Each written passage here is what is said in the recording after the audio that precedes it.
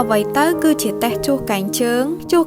គឺធ្វើឡើងសម្រាប់ទារកទៅនឹងកើតក្នុង48ម៉ោងទៅ72ម៉ោងដើម្បីស្វែងរកជំងឺសែនពីកំណើតដើម្បីឲ្យដឹងមុនពីភាពមិនប្រក្រតីណាមួយរបស់ទារកហើយអាចព្យាបាលទាន់ពេលវេលានិងមិនបង្កផលប៉ះពាល់ដល់កុមារនៅពេលខាងមុខផងដែរហើយអ្វីការធ្វើតេស្តឈាមទារកមានសារៈសំខាន់ចំពោះទារកទៅនឹងកើតការធ្វើតេស្តឈាមទារកដើម្បីរកជំងឺកង្វះអរម៉ូនទីរ៉ូអ៊ីតពីកំណើតគឺការធ្វើតេស្តឈាមតាមរយៈការជួសកែងជើងរបស់ទារកហើយវាជាវិធីសាស្ត្រមួយដ៏សាមញ្ញដោយយកឈាម1ទៅ2ដំណក់ពីកែងជើងរបស់ទារកហើយទារកមិនទទួលការឈឺចាប់នោះទេព្រោះកែងជើងគឺជាកន្លែងយកឈាមដែលមិនឲ្យទារកឈឺតាមរយៈការពិនិត្យដ៏សាមញ្ញនេះទារកអាចរួចផុតពីពិការភាពកាយសម្បទានិងស្មារតីផងដែរហើយវាពិតជាមានសារៈសំខាន់ខ្លាំងណាស់សម្រាប់ទារកទៅនឹងកើតព្រោះរោគសញ្ញានៃជំងឺនេះគឺស្ដែងចេញមកនៅពេលទារកអាយុចាប់ពី3អាទិត្យទៅ1ខែការធ្វើតេស្តនេះត្រូវធ្វើតេស្តយ៉ាងដូចម្ដេចធ្វើតេស្តដោយប្រើវិធីដ៏សាមញ្ញមួយគឺយកឈាមពីការជួសកែងជើងរបស់ទារក1ទៅ2ដំណក់ទៅផ្ដិតលើក្រដាស